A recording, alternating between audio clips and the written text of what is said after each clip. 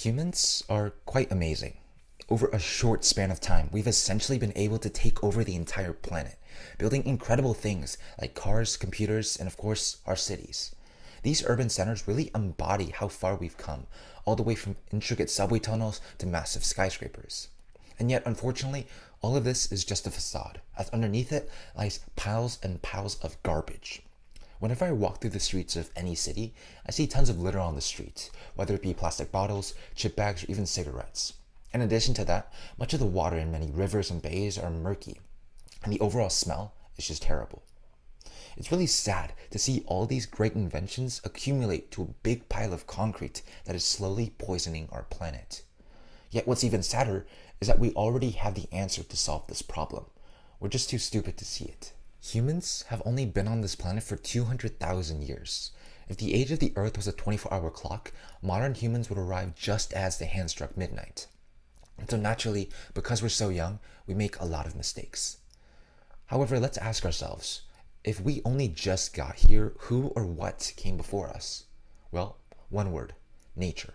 Nature has always been here. It's had billions of years to evolve, changing and adapting according to all the mistakes that it's made. However, it actually had time to correct those mistakes and learn from them.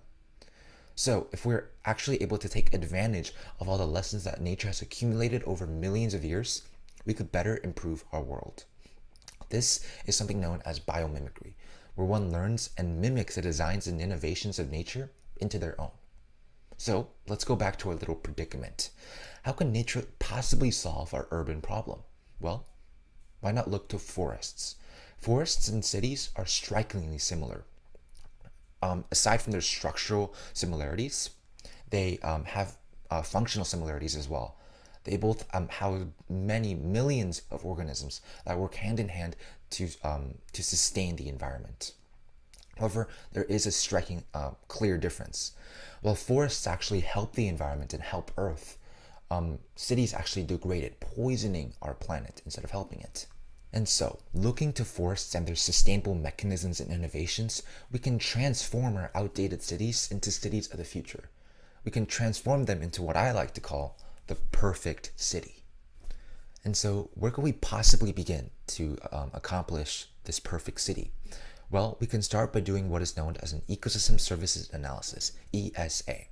This is basically where we analyze all the different ecological services a forest would provide and assess how important they are for this ecosystem survival. Now, because nature works so harmoniously, it's hard to pinpoint which ecological services are really the most important. And so, with ESA, one looks at how many connections an ecological service has to other ecological services. In other words, how many other ecological services one service actually influences. And upon doing so, I came up with 7 main ecological services: the provision of food, provision of water, provision of energy, provision of habitats, purification, climate regulations, and waste or nutrient cycling. Now, to actually showcase all 7 of these ecological services into an actual city, we can pull from different biomimetic concepts from all around the globe, not only from forests that can be used to show these services and actually make them practical. First, we start off with the provision of food. Now, currently, agriculture is a big problem. We all know water takes up around 71% of Earth's entire surface. This leaves us 29% of land to actually live on. However, 8% of that land is uninhabitable, while 10.2% of that is made up of forests. And so, technically, we're only left with 10.8% of land to actually live on. However, agriculture takes up 10.5% of all of that, meaning we're only left with 0.1% of land to actually live on. Not only does it take up the majority of our land, it also uses up 70% of our fresh water. And so, combined with the overuse of pesticides contaminating many freshwater sources, as well as the tons upon tons of carbon emissions from actually transporting all that food to cities and to people, we're left with a big problem. And so, how can we actually solve it? Well, we can look to nature's principle of localization, which states that everything, even food, is produced locally in that environment. And so, mimicking this ideology, we are left with vertical farming. Now, vertical farming is essentially just normal agriculture, except we go vertically instead of horizontally.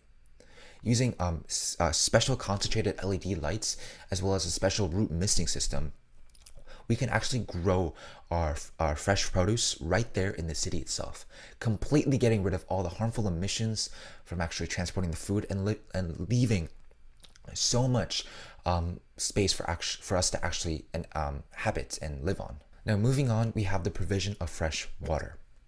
Now, water we all take for granted. I mean, it covers around 71% of Earth's entire surface.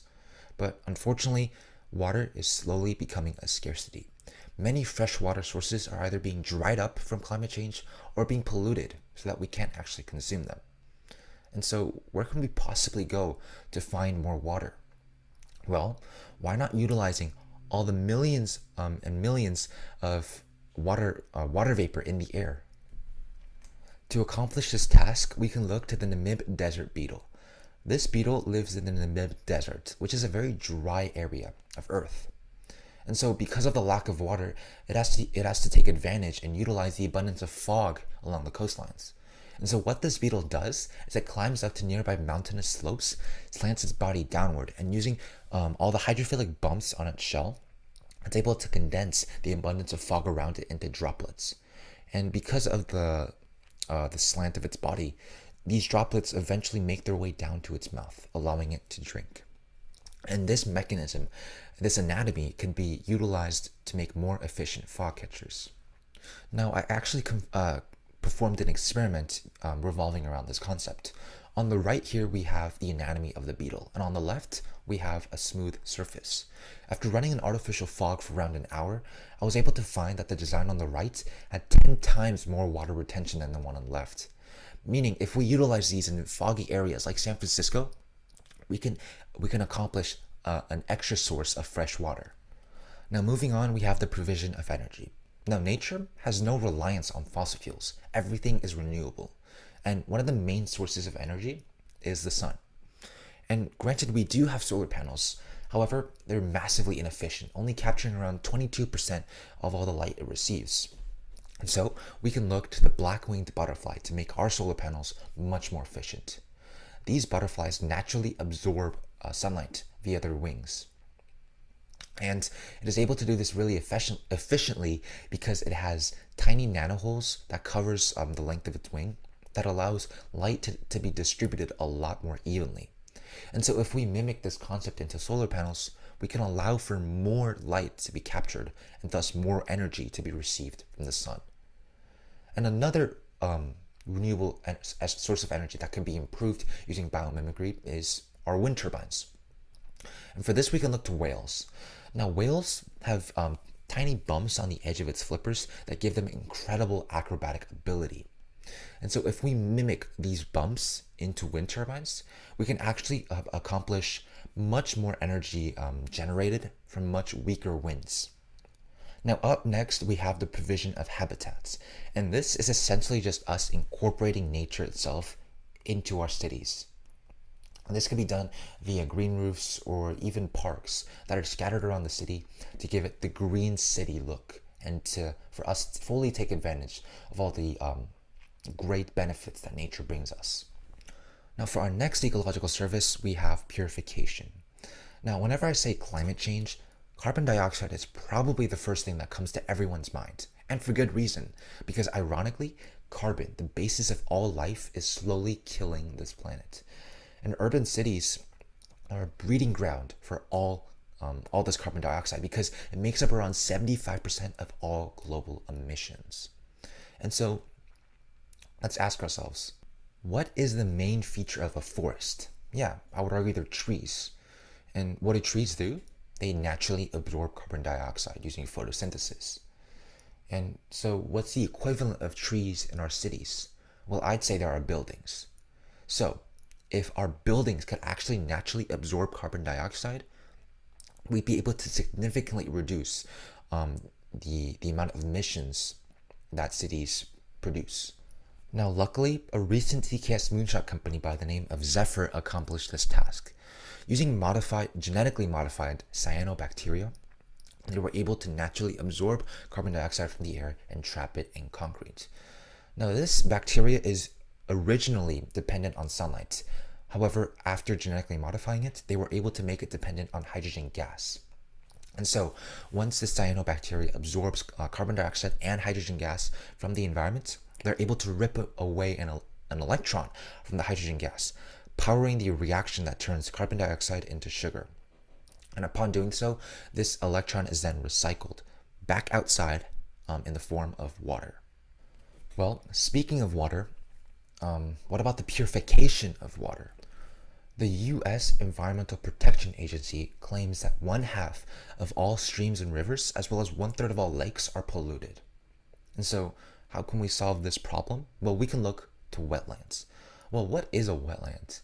Well, a wetland is essentially a swamp. It has lots of plants, half or submerged in water. And it turns out that the roots of these plants help capture all the harmful chemicals like nitrogen and phosphate, as well as much of the sediment in the water.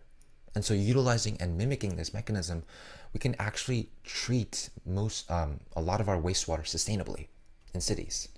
Now, moving on to our sixth ecological service, we have climate regulations. Now, of course, we can't directly change our weather, at least not yet, but we can change the temperature in our buildings. And for that, we use air conditioning. However, air conditioning is very bad because it uses tons of energy. In exchange for cool air inside, it filters hot air outside, meaning we're just making our planet even hotter. And so what's the solution? Well, we can look to termite hills. Now, termite hills naturally regulate air using convection currents. Now, inside a termite mound, there's what we call a main chimney and little side chimneys called flutes. Now, these flutes react quickly to temperature while the main chimney doesn't. And so when the flutes are hot, the main chimney is cold, meaning that there's a natural convection current that naturally regulates the air. Now, such a mechanism is already in place to actually regulate the air inside our buildings. The East Gate Center in Zimbabwe uses this system, where using vents, cool or hot air is pulled into the building. And depending on if the building is hotter or cooler than the air outside, the air is cooled or heated respectively. And as it runs through the building, it eventually makes its way to the roof, where it's then recycled back into the air outside, and this convection curve repeats again. Now, last but not least, we have nutrient or waste cycling. Now, cycling nutrients is what lies at the heart of a forest. In a forest, the cycle begins at the sun, and the sun provides energy for plants to actually produce glucose. And this glucose is consumed by primary consumers. And then secondary consumers would consume primary consumers, and the top tertiary predators would consume the secondary consumers. And along any stage of this process, whenever an organism dies, their living remains would be decomposed by decomposers such as beetles or earthworms. And this process would release nutrients that will be absorbed back into the soil to allow the next plant to grow and receive the sunlight from the sun. This is something known as nature nutrient cycle, as the nature nutrient cycle, NNC. In contrast, humans use what is known as the human plastic cycle. There's 5 main steps. Extraction, where we extract natural materials to actually produce our products. Production, where we actually mold these natural materials to produce our product. Distribution, where we place these finished products in stores to be sold. Consumption, where consumers like us buy these products. And then waste, where the consumers throw away these products for them to build up as waste in the environment. Now, hence the name, much of this process is to blame on plastics, single-use plastics. The average American produces around 110 pounds of plastic every year. 300 million Americans, and that starts to add up pretty quickly. This is very problematic because all that plastic isn't going anywhere. And we aren't going to change this lifestyle overnight because this world is so heavily reliant on plastic. And so begs the question, how do we transition from a plastic-dependent world to a plastic-free one? Well, introducing Celix. Now, Celix is a moonshot company that I developed with Nithi, Chandana, Nathan, and Ellie.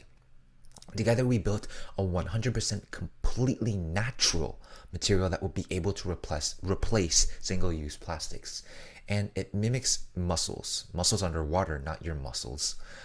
Now, mussels are Spider-Man of the oceans. They cling to things like rocks to remain stationary and eat the plankton and other food around them. To actually be able to do this, they extend hair-like threads known as abysses to latch onto objects like rocks. However, these threads are vulnerable to microbes because they're made out of protein. And so to protect their beloved threads, mussels secrete a fluid-like gel known as a cuticle to act as a sealant over their threads and protect them. And this sealant has three major components. First off, it's made entirely in water. Secondly, it is made out of protein. However, the main difference is it has covalent bonds of hydrogen and iron to support durability. And so emulating these three mechanisms, my team and I were able to create Celix. For our proteins, we have alginate, which has a negative charge, and gelatin, which has a positive one. If we dissolve these soluble proteins in water and evaporate and extract the water, these proteins start to find each other, forming covalent bonds by sharing their electrons and neutralizing their charges. This creates a new material, and once enough of these new materials form and clump up into a ball, it kind of pops and undergoes a process known as phase separation. Basically, all these compounds spread out evenly to the bottom of the jug or the container. Now this forms a hydrogel, and once we extract this hydrogel from the container, we can mold it into any shape we want, dry it, and voila, there's our product. Now this product stays true to nature's concept of no waste. Because it's made entirely out of proteins, you can literally throw it out right onto the street with no environmental consequences. Because after a time of at least 3 years, this product will start to degrade into amino acids, returning itself back into the nature nutrient cycle. And so, combining all 7 of these ecological services as well as respected innovations, we can create this perfect city. However, to make this perfect city dream a reality, we have to let go of our arrogance. All the different animals, insects, and plants within nature work harmoniously together to present us the solution to this problem and to many other problems we see around the world. We just have to be smart enough to see it.